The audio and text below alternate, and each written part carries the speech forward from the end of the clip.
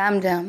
आज हम श्रीमद् भगवद गीता की अध्याय 2 सांख्य योग का श्लोक 64 संस्कृत उच्चारण और हिंदी अर्थ सहित समझेंगे। पहला चरण राग, ग में आ मिक्स करेंगे राग।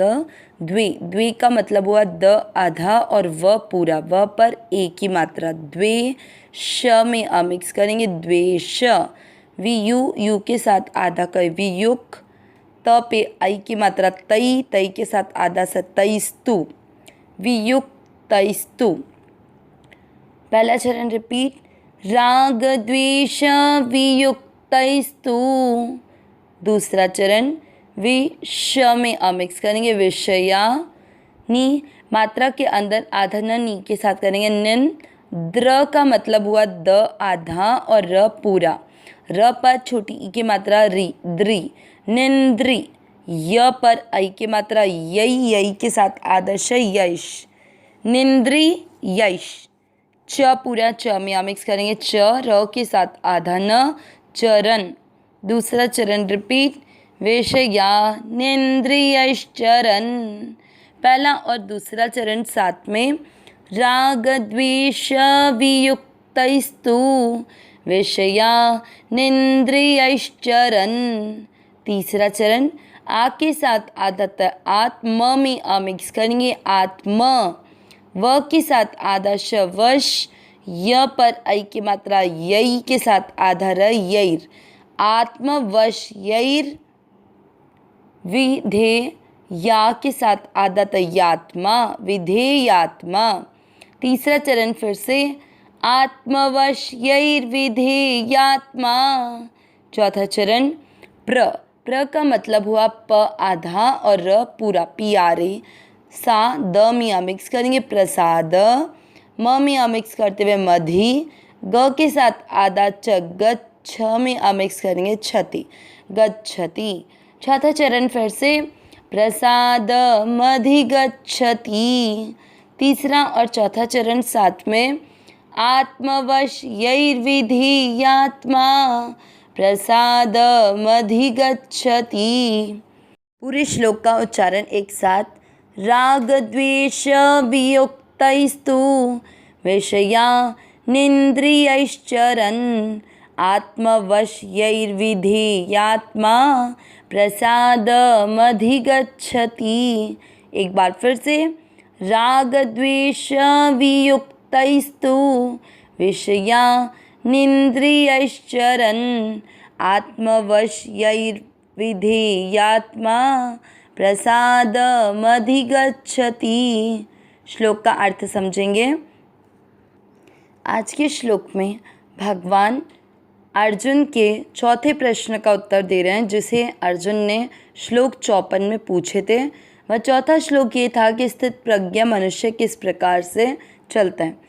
भगवान ने एक एक प्रश्न के अर्जुन के प्रश्नों का उत्तर 55वें श्लोक से देना शुरू किया, जिसमें स्थित प्रज्ञ होता क्या है, वो किस तरह से बैठता है, किस तरह से बोलता है, किस तरह से चलता है। ये 4 प्रश्न थे। अब अंतिम प्रश्न जो चौथा प्रश्न है, उसका उत्तर देते हुए भगवान बताएंगे कि स्थित प्रज्ञ जिसकी अर्थात जिसकी बुद्धि स्थिर है, जिसका मन परमात्मा में स्थित है, जो मन में आने वाली कामनाओं के द्वारा अपने मन को विचलित नहीं करता, जो पूर्णतया परमात्मा में ही स्थित है, जिसके मन में सुख आने पर अनेक प्रकार की कामनाएं भी जागृत नहीं होती, और जो दुख में विचलित नहीं होता, जिसका उद्वेग नहीं होता, मतलब जिसके मन में चंचलता उत्पन्न नहीं होती, छटपटाहट नहीं होती है। तो इस तरह से जो मनुष्य स्थिर है, जो अपने स्वरूप में स्थित है, जो अपने स्वरूप में स्थित होकर अपने सुख राशि के भंडार के आनंद में ही डूबा रहता है, ऐसे स्थित प्रज्ञ मनुष्य किस प्रकार से चलते हैं, उसको भगवान आज के श्लोक के माध्यम से बताएंगे। राग द्वेष वियुक्तैस्तु, तई के बाद में जो आधा स है वो राग द्वेष वियुक्त हई और तू, इन दोनों शब्दों को जोड़ने पर बना है। तो तई के बाद का विसर्ग हटने पर और तू के साथ जोड़ने पर आधा स आया। तो राग द्वेष वियुक्त हई यानी राग द्वेष से रहित, तू यानी परंतु, विषया निंद्रियश, देखो निंद्री, तो निंद्रिय का आधा न विषया के साथ जोड़ेंगे तो विषयान यानी विषयों का, अब निंद्रिया का आधा न तो अपन ने विषया के साथ जोड़ दिया, तो न पर ई की मात्रा लगी छोटी ई की, तो क्या बन गया इंद्रियश्चरण। ये वापस से कैसे विभक्त होगा, इंद्रिय हई, आधा श अलग शब्दों को जोड़ रहे हैं और धन चरण, तो इंद्रिय हई यानी इंद्रियों के द्वारा, चरण यानी सेवन करता हुआ। आगे आत्मवश यैर, आधा र यही के बाद का विसर्ग हटने पर आया, तो आत्मवश हई यानी अपने वश में की हुई, विधेयात्मा, वशीभूत अंतकरण वाला, जिसे कर्मयोगी साधक भी कहेंगे। आगे प्रसाद मधिगच्छति, दो शब्दों में विभक्त होगा।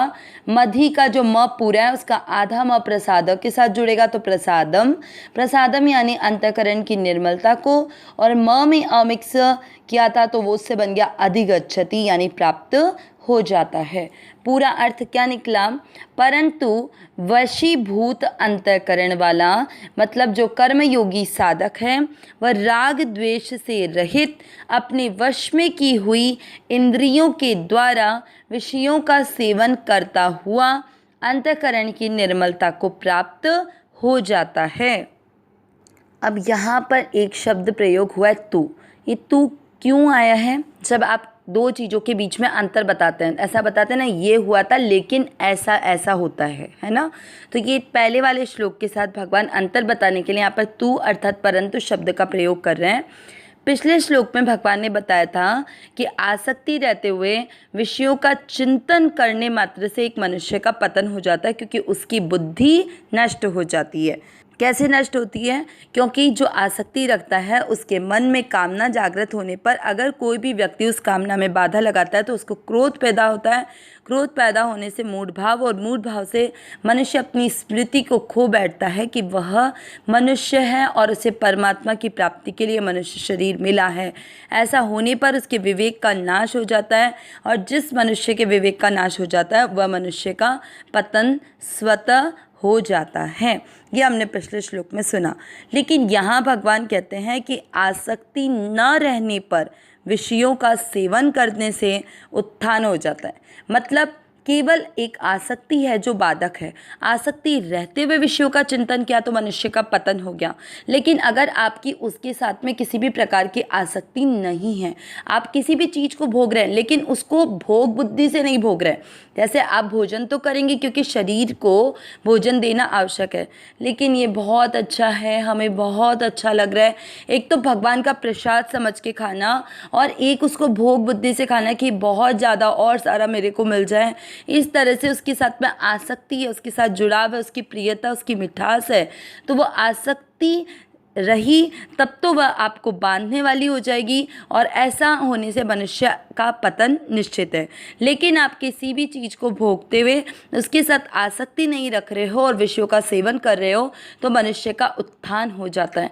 तो मतलब भगवान ने बताया कि अगर आप आसक्ति रहते हुए विषयों का चिंतन करते हो तो बुद्धि नाश होगी, लेकिन जब आसक्ति न रहते हुए विषयों का सेवन करते हो तो आपकी बुद्धि परमात्मा में स्थित हो जाएगी। तो ये दोनों श्लोकों में अंतर है, उस अंतर को व्यक्त करने के लिए यहाँ पर परंतु शब्द का प्रयोग हुआ है। अब इसीलिए यहाँ पर आसक्ति न रहते हुए आपको विषयों का चिंतन करने की बात कही, तभी तो यहाँ पर सबसे एक बात और लिखी कि राग और द्वेष से रहित। जब आप किसी भी वस्तु के प्रति न राग करते हैं न द्वेष करते हैं, आपके लिए सब वस्तु, सब व्यक्ति, सब परिस्थिति, सब स्थान एक बराबर हैं, तो ऐसा होने पर आपका किसी भी वस्तु के प्रति अधिक प्रियता नहीं होगी, और जब आपकी किसी के प्रति प्रियता नहीं होगी तो आपको कुछ अप्रिय लगने का भी सवाल नहीं उठता है।